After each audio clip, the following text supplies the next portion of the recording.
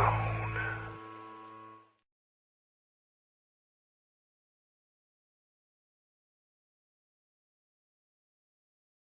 Greetings, fellow Fright Fiends. It's your buddy Boogeyman Ben here for another episode of Boogeyman Ben's Horror Zone, and this is a new segment that I'm going to be starting on this channel.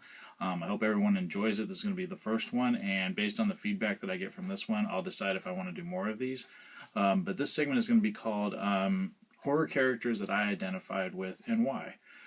So this is going to be talking about characters in horror films, not necessarily the villains, but characters that became iconic in certain horror films that I grew up watching.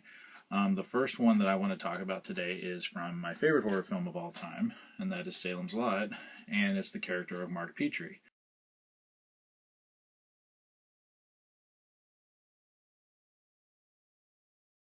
You have to take into context, I saw Salem's Lot for the first time when I was 5. Really young. I think seeing it for the first time, I mean, again, I can't remember everything. I do remember it scaring me quite a bit. But the big thing that stood out for me in that film was the fact that there was kids that were turning into monsters. And before that, I thought kids were safe. I guess even as a 5-year-old or 4 or 5-year-old, when I really started getting into monster movies, I always thought children were safe. And watching Salem's Lot for the first time and seeing that children were, being changed into vampires, it terrified me. And it wasn't until I was 7 years old that I revisited Salem's Lot. I was too scared to even think about it for, a couple years after watching it for the first time. And it was on HBO.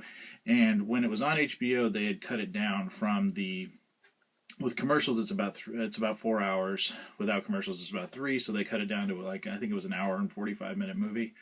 So they cut a lot of exposition out of this film. But the one character I really remember identifying with, even really little, was Mark Petrie, because he was into scary movies, or he was into monsters, and he was into monsters and magic. They talk about it a lot in the movie. And, the fact that you can tell just watching it that he is kind of an outcast. And, even with his friends, when Danny and Ralphie Glick are over and he's telling him what a ghoul is and all this stuff, they think it's weird and asking him why he's into this stuff, and he's just like, I just am.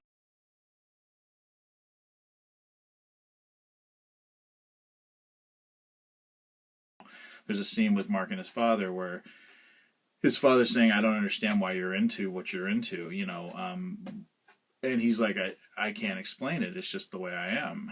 And I really think that just the way that, not only the way Lance Kerwin portrayed Mark, but the way that he was written for the film, it's something I think a lot of horror fans can identify with growing up. I mean, growing up as a kid, I felt alone, and I felt, like an outcast. And I think it's just because I was different. I grew up as an only child. And I grew up not having a lot of interaction with other kids. I was kind of one of those kids that stayed indoors a lot.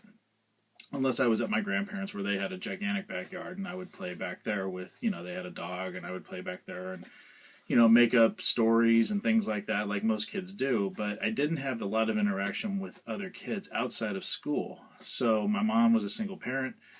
And she kept me in the house quite a bit. And that's where I kind of got into movies, and that's where I started getting into reading a lot and watching movies and just looking at characters and stories, because that's what I had. I didn't have any interaction with other kids. So when I was around other kids, I was odd, because the only thing I knew how to interpret, or to, maybe the only thing I could really talk about was movies.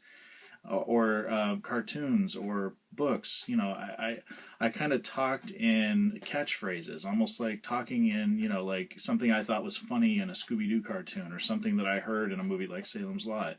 I would talk to my friends in those kind of ways, and people thought I was odd because of that, because I didn't talk like a normal kid.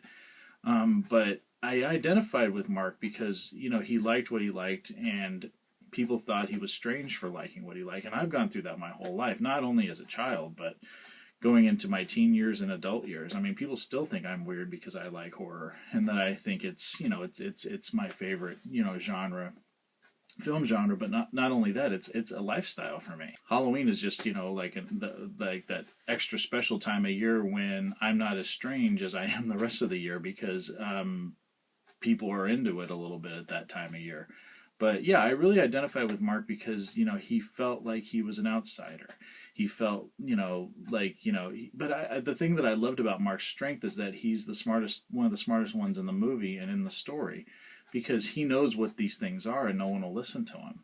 And because they just think it's all, his imagination. It's nothing to do with reality. I identified with so much of what he was going through, and the way that Lance Kerwin plays him is that he plays him.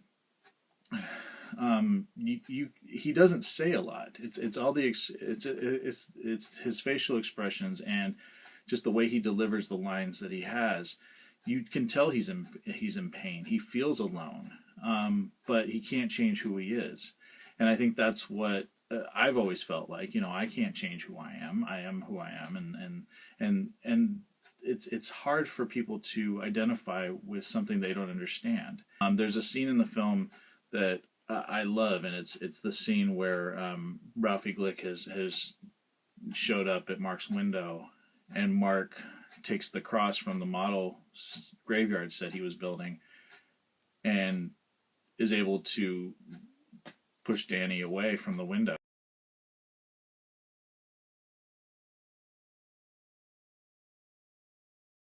And Danny disappears. But when Mark is backing up from the window and he's crying,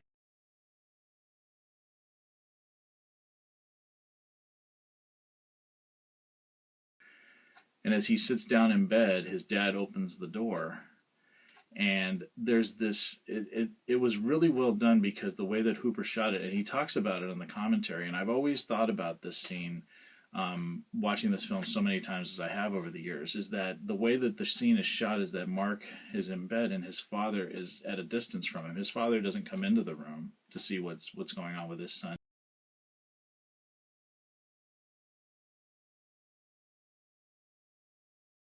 And the way that the scene is shot is his father's all in shadow. And it just shows the distance between Mark and his parents. And in essence, Mark and the world, the Mark and society, Mark and his friends, he is different. And but I really love that scene because it just really shows that Mark is alone. I still feel alone at times. I still feel like the outcast at times, and I've come to accept it in my older years. But as a kid, it was very difficult, and it's because of characters like Mark Petrie in Salem's Lot that I didn't feel alone.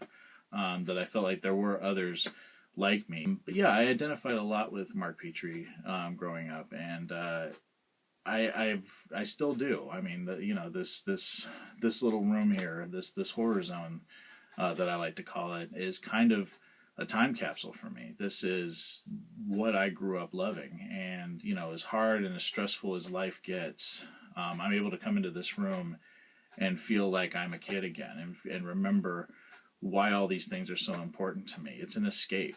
And for Mark, magic and monsters was his escape. And for me, the horror zone and the things that I've grown to love since I was a little kid getting into monster movies is my escape.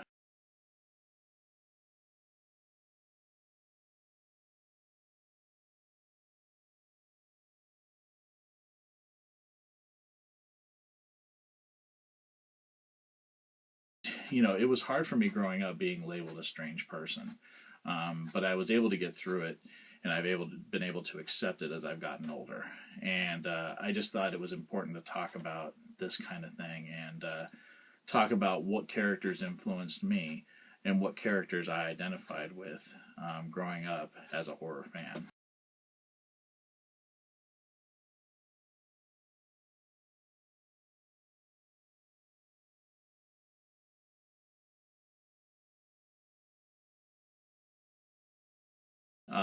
This is something new that I'm trying here, and I'm curious what people think about it. Please leave your thoughts in the comment section below. Please, I want audience interaction. I would love to hear what people think about this.